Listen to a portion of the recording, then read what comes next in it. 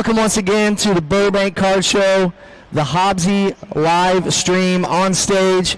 We're here with Max from Young Old Heads, and you guys can't see him, but Tommy's here as well. Couldn't be here, so we've got him streamed in as well. Tom's on the other end. Max, Tommy, Young Old Heads, you guys take it away. It's glad to have you here, man. Enjoy. Everybody there, enjoy. Tommy, ready to roll? I'm ready. Let's do it. Thanks to Hobbzi for having us. It's fun to be here virtually and excited to hear about the show. We're the Young Old Heads podcast. I'm one of your hosts, Tommy, aka TV Sports Cards, and I'm here with my good friend and co-host, Max, aka Cards Max, aka Cards Max, California. Don't call him Anaheim edition. Max, how's it going down there? I'm doing well. Cards Max, not from Anaheim. It took me two layovers to get to this card show. I have been here since Thursday night, waking up at 4 a.m. Eastern time to get here. I arrived at like 7 p.m. Pacific, something like that. I don't know. And today is Saturday, day 2 officially of the show, day 3 including the VIP and DO setup. And I'm living life. I'm buying a bunch of cardboard. I'm trading a bunch of cardboard. And I'm in love with cardboard, Tommy. Can you just walk me through the whole process from when you left your house on Thursday to where you're at now? So I started with an originally scheduled 7 a.m. flight to the Tampa airport on Thursday morning. It was originally had one layover in Austin that would then fly to John Wayne and then have a 30-minute Uber from John Wayne to the Anaheim Convention Center. I got hit with a 2-hour delay, which made me miss my first layover. So they rebooked me onto a trip with a second layover. So I would be going from Tampa to Austin to Phoenix to John Wayne in Santa Ana or something like that. I don't know California geography. And because I was getting mixed notifications, I got another notification saying my flight was on time. So I woke up at 4 a.m. I got to my flight at about 5:30 a.m. I think I was ready. Found out the flight was delayed, and it was nonstop travel. Little known fun fact, the vast majority of the state of Arizona does not employ daylight savings time. So I did not have a time change going from Phoenix to California. Well, that is some fun facts, Max. So you said there's a VIP day. I'm not at this show, obviously. I don't know what's going on. Can you give me the vibes, give me a vibe check? And yeah, kind of I know you go to a show on average once every 3 months, so I'll fill you in. So the Thursday day was just for dealers and just for super VIPs, which I believe was a $150 buy-in, which in addition to getting access Thursday, you get to go an hour early on each of the normal days. I will say the lines for this show are absurd. Like, the Anaheim Convention Center is one of the biggest convention centers in the entire country, in the entire United States of America, and there are lines spanning thousands of feet 2 hours before the show begins. It's something like I've never seen. They have security before you enter the door. Everyone has badges. But the line goes way far out of the convention center, and this is a place that has Disneyland a block away from it, just for some perspective. I didn't go to Disneyland, but just for some perspective, Tommy. Well, this is a card podcast, Max, and I love hearing about the cards that you are buying, trading, and selling at the shows. Have you made any deals yet? What's the vibe? What are the card vibes in the room? I know you gave me the layout, but I only care about the cards. I will say, I don't want to trash the venue as much at all. There is a large variety of LeBron James autographs, Michael Jordan autographs, high-end basketball, high-end football, your usual stuff that you get from a massive show, and a lot of Los Angeles heavy stuff as well, lots of Angels, lots of Dodgers. There wasn't much digging through the value bins. Like, you're not going to find although I did see a Tim Lincecum orange Bowman Chrome autograph that I did not ask the price of. You're not going to find your green emerald foils from 2013 Rookie Cups at this show, which is a little disappointing. I went all over the place with some of my buys. This is a Trevor Lawrence Kaboom from 2021 Absolute. It has paper loss on the back. And I like to live dangerously and buy some damaged cards sometimes. Maybe I can say why I acquired this card and how this card got to where its ultimate owner before me. But I can't trash them because they were a sponsor of the show. What other stuff did I buy? I bought a Matt Corral National Treasures RPA out of 25, which is a card that you will never see me own. a Mookie Betts Rainbow Foil PSA 9 from Stadium Club. I bought a Trevor Lawrence XRC BGS 9 auto that I then traded straight up for this Bryce Harper 2012 Topps Chrome Blue auto PSA 10. So I've been all over the place. I think I had about 6K in sales and stuff that I brought to the show. I feel like that I am owning so little cards at any given point. And I bought this Tommy Edman 150th anniversary stamp for 50 cents in a value box, which I will take. Dude, that Bryce Harper is sick. What was the deal that went down for that? So I bought my... So this is a very interesting point, and it's something that I've used to leverage it to my advantage in the past. I'm trying to make sure my Tommy Edman is safe and sound and not uncreased. Put it in a nice handy-dandy little card saver. So comping, there's a lot of, like, I don't say ethics with comping. Comping in general is just a fascinating science, if you will. So there was an XRC sticker autograph of Trevor Lawrence I saw in the room, stickered for $1,650. I did some digging. I saw the last Raw was in June for like the last BGS 9 was like $1,350 in June or something like that. And then I saw that there were 2 sealeds that did $1,600 about a month ago, and I think more recently like $1,825. And then a PSA 10 did about $3,400, give or take. So I presume the person comping that used alt to comp it. Alt only shows graded sales. And because of that, they skipped the 2 raw and cased sales that obviously aren't as good as a 9. So I leveraged the sealed sale at $1,800. Mine was a VGS 9 that was 0.5 away from a back at 9.5. It was 9.9, 9.5, 9.5 as the subgrades. And I used that to trade for the Bryce Harper, which we both called $2,000 of value or so. But I love the Bryce Harper. It's a really, obviously, cool card. We love 2012 Topps Chrome on this podcast. And it was a lateral move that I think I'm going to be able to at least get what I would have gotten on the boards and maybe have a little bit of a higher ceiling, and at the expense of liquidity. That's a classic Cards Max deal right there. I saw that you also made a deal with Stack and Sell, a good friend of the podcast. That seemed to be a little bit of a smaller trade, but I'm interested. What was the deal that you went down? I know you're sharing a room with our boy Nick this weekend. Yes, I love Nick. I love Stack and Sell. He is the king of content. I'm not going to do him and say he's the queen of content, but he is the king of content. Oh, I bought that card this weekend. That's cool. I'm trying to find it in my case so that I can show you. But it was a PSA 10 2022 Topps Chrome Purple Sapphire Colson Montgomery auto. There it is for the camera. There it is for the crowd. I bought this morning. Colson Montgomery, somewhat controversially, I think was on ESPN's top prospect list as number 2 overall, which I don't want to say is blasphemous, but is a little bit of an egregious take.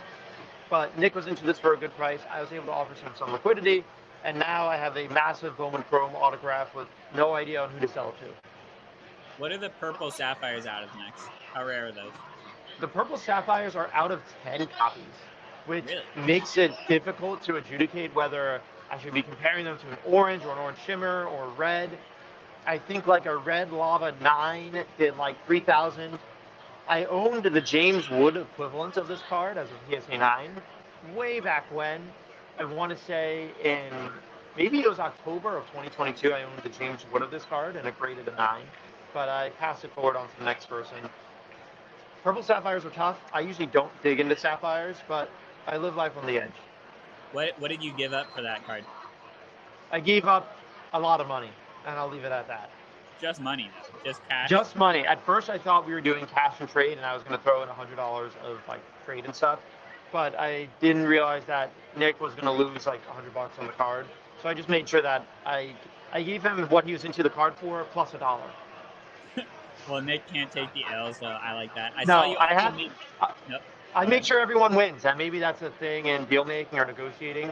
Maybe that's a thing in just me not having an ironclad negotiation grip. But deals are a lot better when everyone wins. And fundamentally, whether he made $10 or lost $100 is like, I think it quite literally is like 2% of the value of the card. So if it makes Nick come to me, obviously I love Nick as a friend. If it makes Nick come to me and is happier to do more deals, and I can make Nick whole and get liquidity or whatever he needs, it's a win-win for both of us. There's no reason to damage or I want to make sure everyone wins, and there's no reason for him to take a loss on it when I'm having to pay whatever. That makes sense. That makes sense. I saw you also made a trade, a pretty rare barter trade between food and a card, Max. Yes. So that was a fun story. So I'm very frugal when it comes to food. I'm not going to say this is a good thing or a bad thing, but the hot dogs and the food trucks outside are $15. That is not an exaggeration. So on Thursday, the day of the show, I hate paying overpriced for airplane food. I think I raw dogged the entire 3 flights with just a mini complimentary bag of pretzels. I was famished. I had one meal on Thursday. On Friday, I was still very hungry. I was digging through my value boxes and I picked up the aforementioned Tommy Edman 150th stamp rookie from 2019 Topps, which is maybe a $3 to $5 card, and a Casey Lawrence Black Topps flagship. We love Topps Black rookie cards.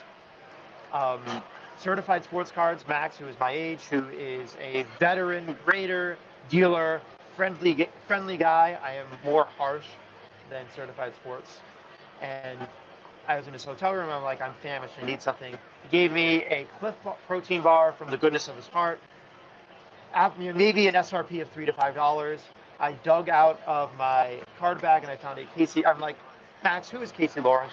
And he's like, oh, he's this meme player on the Mariners. And I'm like, all right, I'm giving you this Topps Black flagship, one of the best parallels ever, and I am giving that to you in payment for the protein bar that you gave me.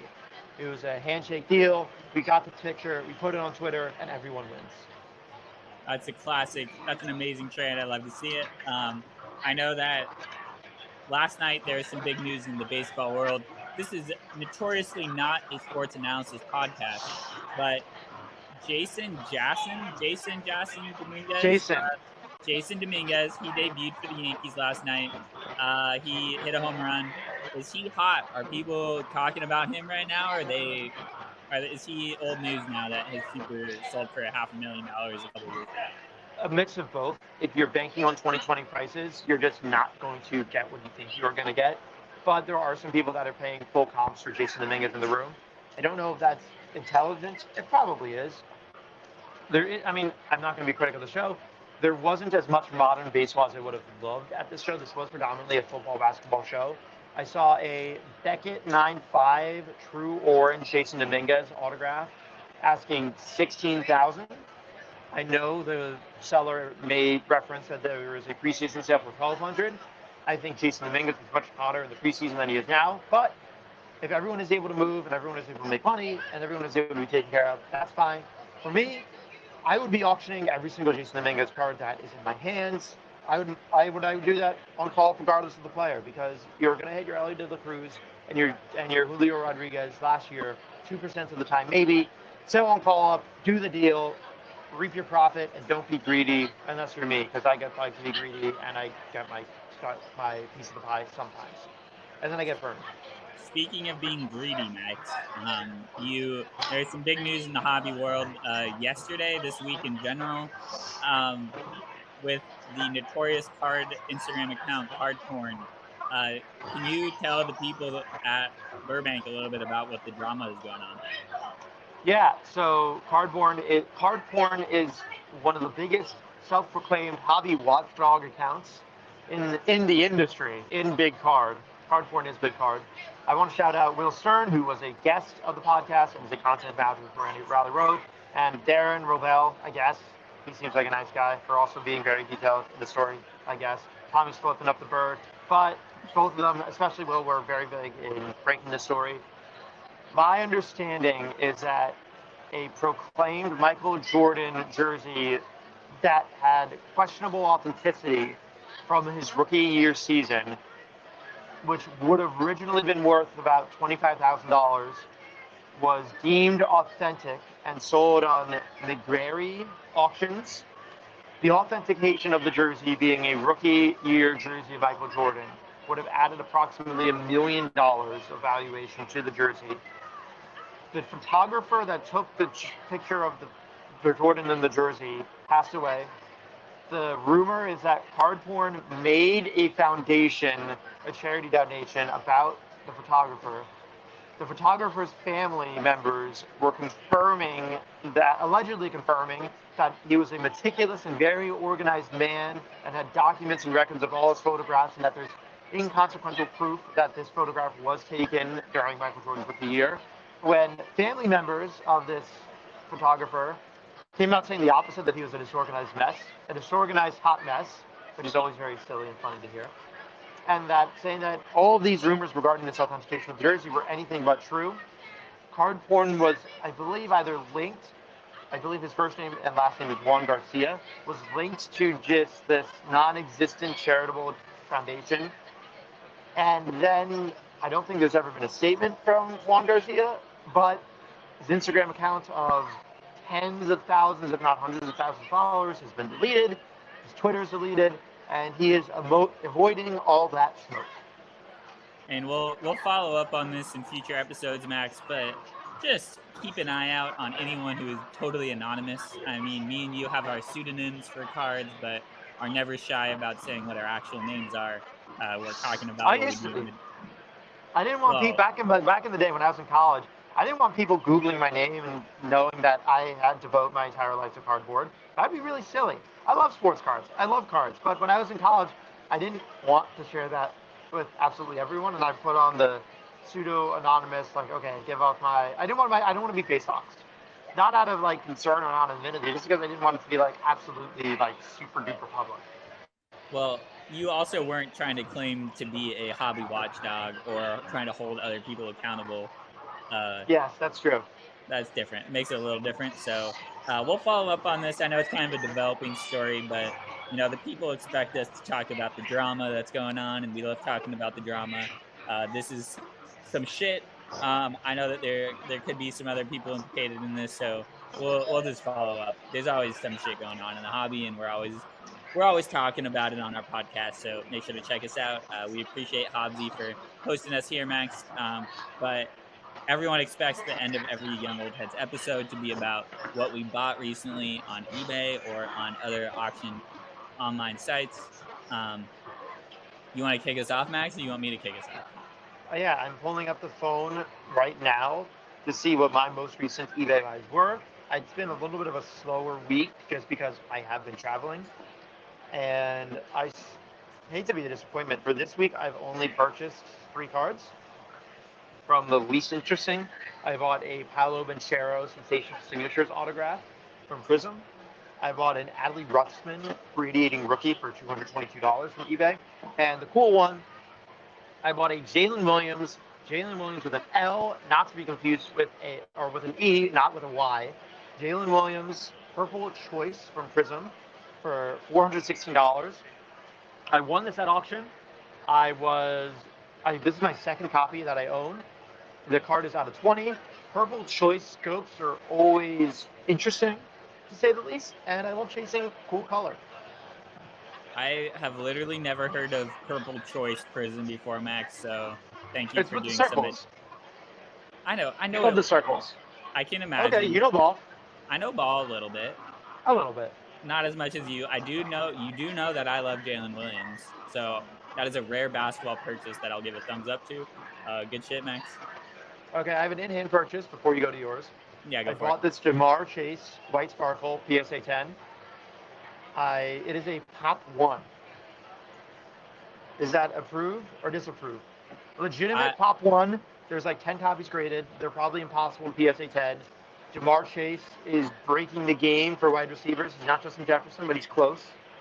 And I'm intrigued on your thoughts. Can you dox how much you paid for that or no? No, it's a secret. It's a secret. Well, that's pretty sick. I am a fan of wide receivers. I think the football market only caring about quarterbacks is, for lack of a better way of putting it, kind of bullshit.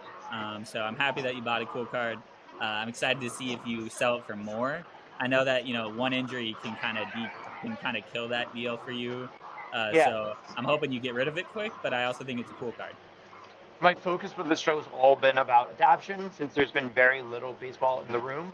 I am also apparently good at this. I'm good at selling cards thing. and I don't have many, if any, cards left to sell that aren't either damaged, flagged by PSA as stolen, or very niche and above comps because they're sick cards.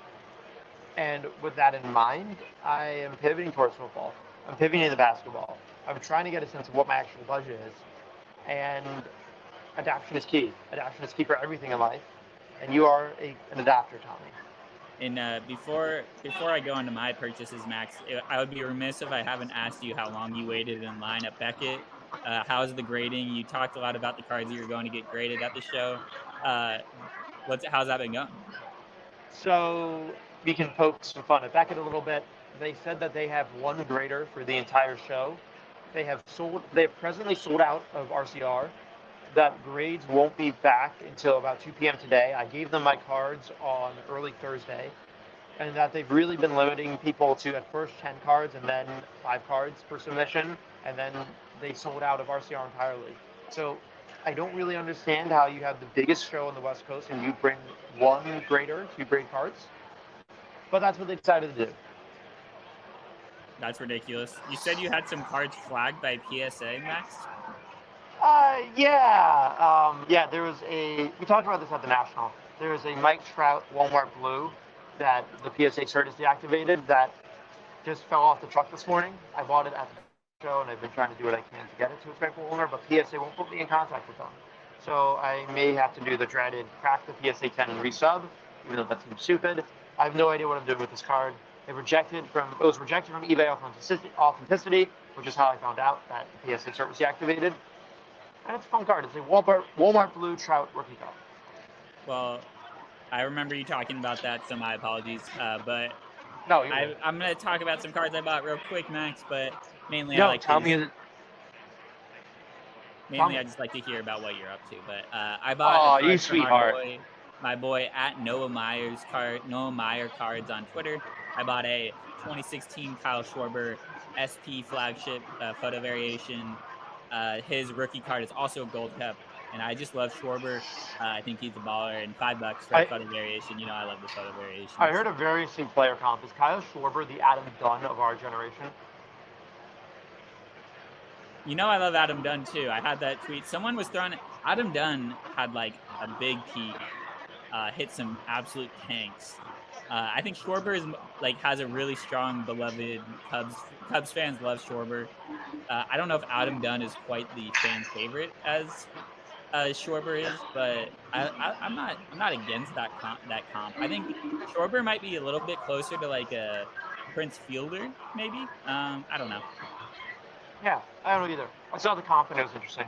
What else did you buy? I bought another couple cards off eBay from a guy whose ad is @breadisbread_. Great ad. I bought Klay Thompson Blue Ice out of 99 Prism, and then I also got a Moses Moody Rookie Prism Red out of 299. Both of those were $10.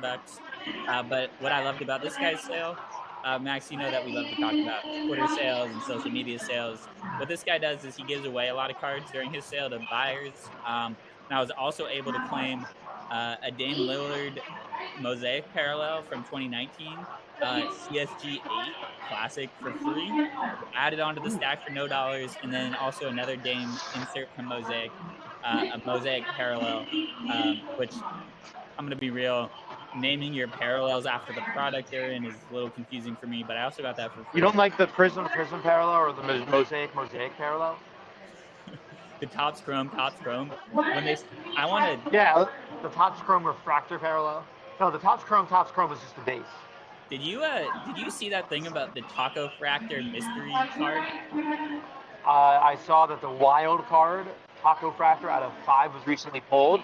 I know the breaker split it amongst all members of the break, and it's on eBay with a $30K OVO asking price. I know some people have been throwing some offers in the 4 figures. No one knows what it means. No one knows what the offer will be. No one knows what the card is worth or what it will signify. Yeah, we're going to have to follow up on that one. I think it's some classic Topps trying to create some hype out of kind of nothing. I know they're kind of doing the same thing with the Wemby Green.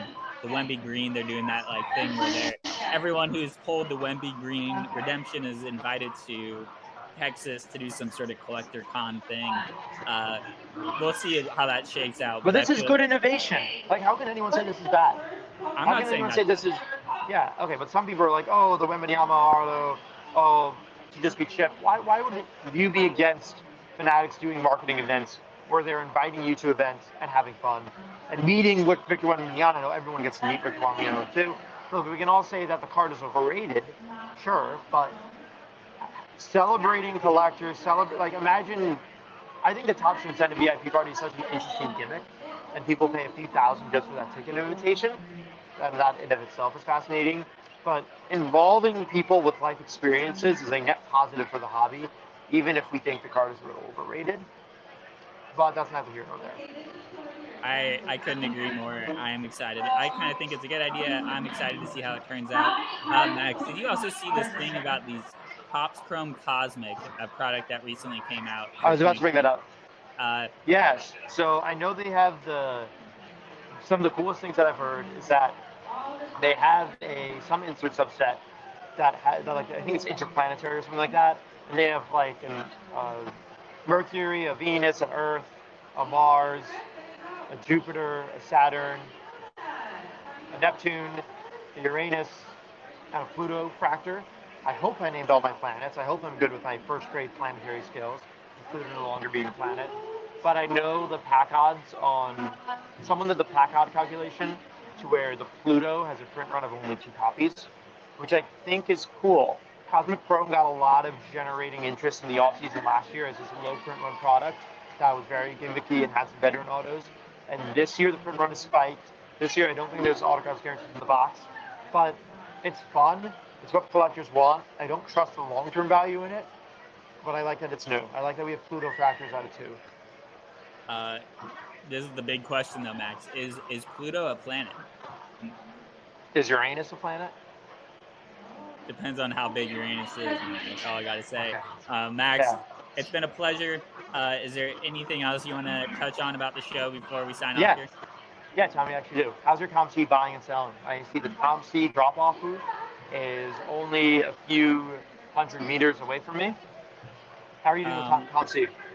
I have actually sold a decent amount of cards on ComC lately. Not a lot of buying. I'm trying to save up some of my credits. Let me pull up my recent sales on ComC. I did sell a 2017 Revolution insert of Julius Erving for $1. I sold a Obi Toppin Panini sticker card silver foil for $1. Let's go.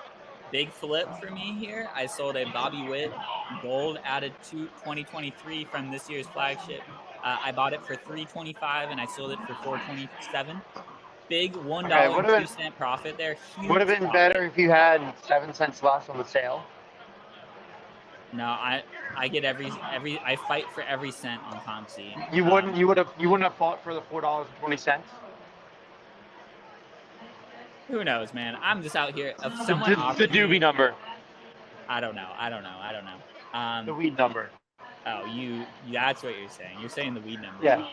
Well, where is my top? You gotta get every 7 cents you can. After Taco Fractors, I can't wait for the Kush Fractors coming in 2040. The Kush Fractors out of 420 are gonna be huge. And then last sale, I sold a 2022 Topps Independence Day Charlie Barnes picture that I pulled randomly. Sold that for $2.50. Easy money, Max. Shout out ComC. Big fan of their platform. The app has some work to be done, but I do like how it's operating right now. I think it could get a little better, but I think it will. I have nothing but trust in the platform and the people behind the business, so I'm excited to see how it develops. But Max, thanks for asking about my ComC buys. I know that you're always a little bit interested, but also you don't do it yourself. So thanks for asking about my Tinder matches. Yeah, wait, how's the LA Tinder market before we sign off here? Oh, it's awful. I just wanted to mention that. You gotta shrink your radius down to just the card show. Maybe one day there'll be a card show with the single side of things, and you can singles for singles. Possible idea? Yeah, do you know what? I'm gonna have that be my tagline now. Well, Max, I am glad that you that we were able to do this. Shout out to Hobbzi for making it happen, and Ludex for Brock for inviting us on as well. Make sure to follow those guys on Instagram and all social media. They put on great event. They do great stuff, and we're happy to be a part of it. Max, I hope to recap the show with you on the pod afterwards too. But this was fun. I'm excited to be able to be virtually thrown in. This is a very dystopian look, but it was fun. Yeah, I can't wait to start flying at 9:30 a.m. tomorrow and land at 7:30 p.m. Well, can't wait to see how many times your flight gets delayed and how many transfers you miss. So let's do it. Let's do it. All right. That's good episode. That was fun. Do you have any parting words for the people, Max, as you always do? If you think of the card, you can become the card. And Pluto is a planet. Pluto is a planet. So is Uranus. So is Uranus. All right. See you, Max.